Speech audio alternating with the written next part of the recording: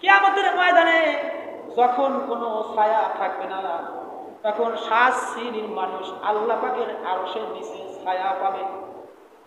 এক নম্বরে ওই ব্যক্তি, ন্যায়পরায়ণ ব্যক্তি, যেই ব্যক্তি নিজে ঠগে কিন্তু মানুষকে ঠগায় না। দ্বিতীয় নম্বরে ওই ব্যক্তি, যেই ব্যক্তি জীবনকাল ইবাদতে কাটিয়েছে। তৃতীয় নম্বরে যেই ব্যক্তির মসজিদের দিকে টান, মসজিদের জন্য ভালোবাসা, মসজিদের জন্য মায়া, মসজিদের খেজমত করে, মসজিদে আজান দেয়, মসজিদে ঝাড়ু দেয়, মসজিদে যা দরকার অর্থাৎ মসজিদের দিকে টান। চতুর্থ নম্বরে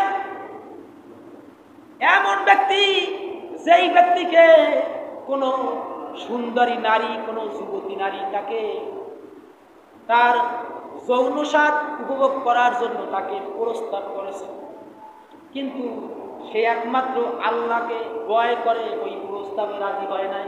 5 নম্বরে যেই ব্যক্তি মানুষকে আল্লাহর জন্য ভালোবাসে, দুনিয়ার কোনো স্বার্থে কাজ করে না।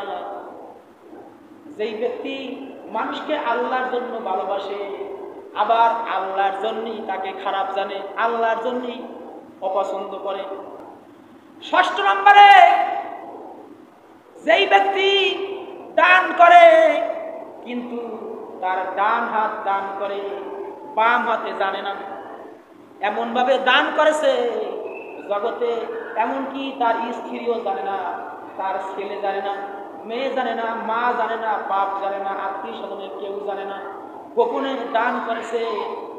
7 নম্বরে যেই ব্যক্তি নির্জনে একা একা পাপের কথা স্মরণ করে, আল্লাহকে স্মরণ করে, গোপনে চোখ দিয়ে পানি ছেড়ে দেয়, কাঁদে। হযরত আবু হুরায়রা রাদিয়াল্লাহু তাআলা আনহু হতে বর্ণিত,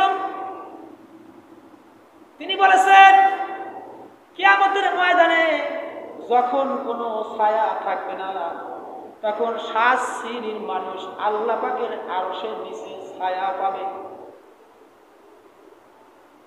যখন কোনো ছায়া থাকবে না, কিয়ামতের ময়দানে সূর্য থাকবে মানুষের এক মাথার এক মুঠোর উপরে,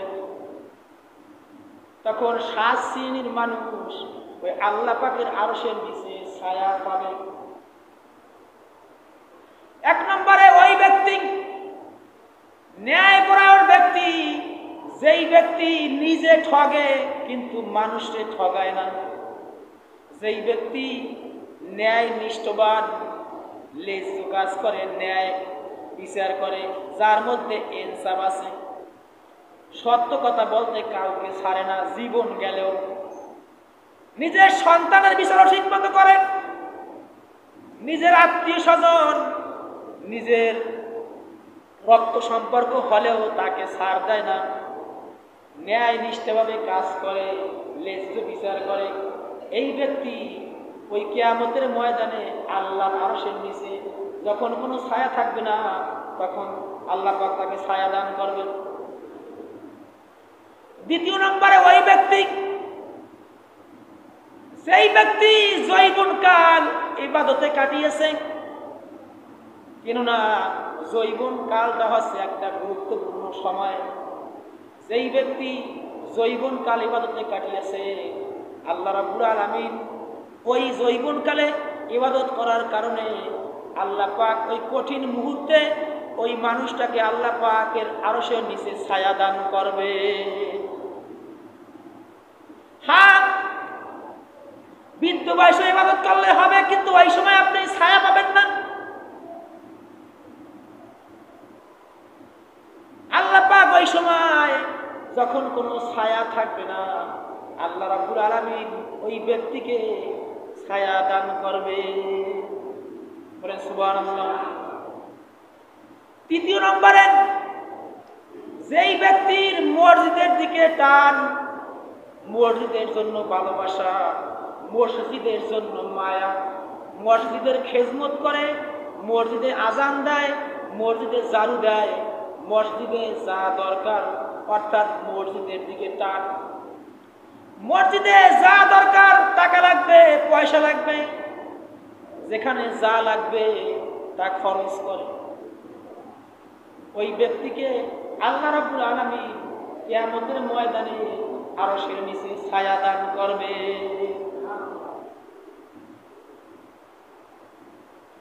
চতুর্থ নম্বরে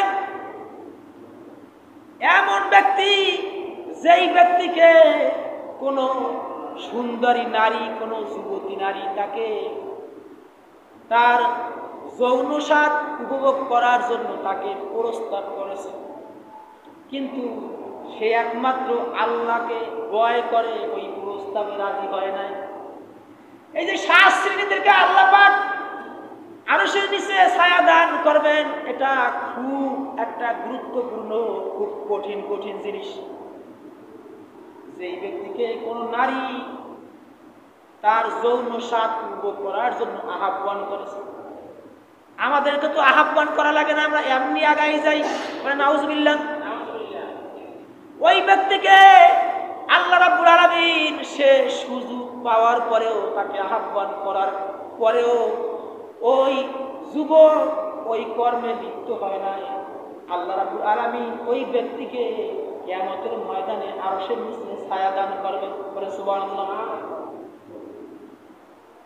5 নম্বরে যেই ব্যক্তি মানুষকে আল্লাহর জন্য ভালোবাসে, দুনিয়ার কোনো স্বার্থে কাজ করে না, যেই ব্যক্তি মানুষকে আল্লাহর জন্য ভালোবাসে, আবার আল্লাহর জন্যই তাকে খারাপ জানে, আল্লাহর জন্যই অপছন্দ করে, অর্থাৎ কাউকে ভালোবাসে আল্লাহকে রাজি খুশি করার জন্য, কাউকে খারাপও জানে, ঘৃণাও করে আল্লাহকে খুশি করার জন্য, এমন ব্যক্তিকে আল্লাহ রাব্বুল আলামিন কিয়ামতের ময়দানে আরশের নিচে ছায়া দান করবে।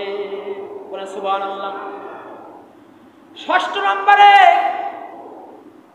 যেই ব্যক্তি দান করে কিন্তু তার ডান হাত দান করে, বাম হাতে জানে না, এমন ভাবে দান করেছে জগতে এমনকি তার স্ত্রীও জানে না, তার ছেলে জানে না, মেয়ে জানে না, মা জানে না, বাপ জানে না, আত্মীয় স্বজনের কেউ জানে না, গোপনে দান করেছে। আল্লাহ রাব্বুল আলামিন এত খুশি হয়েছে, খুশি হওয়ার কারণে পরকালে প্রচন্ড সূর্যের তাপের ভিতরেও আল্লাহ পাক তাকে ছায়া দান করবে।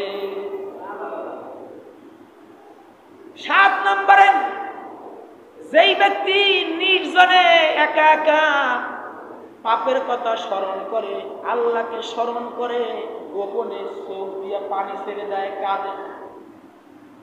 আপনি একটু খেয়াল করেন, 24 ঘন্টার ভিতরে আপনি কোনো না কোনো সময় একা একা, কম হোক বেশি হোক, আপনি কমপক্ষে কম হোক বেশি হোক আধা ঘন্টা বা 1 ঘন্টা বা 10 মিনিট কোনো না কোনো সময় আপনি নির্জনে একা একা কোনো জায়গায় থাকেন, হয়তো কোনো জায়গায় বিশ্রাম করতে আছেন, বা ঘরের মধ্যে শুয়ে আছেন, বা মসজিদে আছেন, বা যে কোনো জায়গায় আরাম করতে আছেন, কোনো না কোনো সময় আপনি নির্জনে নিরিবিলি থাকেন। ওই সময় আপনি আল্লাহ পাকের কথা স্মরণ করে বা আপনার গুনার কথা স্মরণ করে আপনি চোখ দিয়ে পানি ছেড়ে দিয়েছেন, অর্থাৎ কান্না করেছেন, এমন ব্যক্তিকে আল্লাহ রাব্বুল আলামিন কিয়ামতের ময়দানে আরশের নিচে ছায়া দান করবে।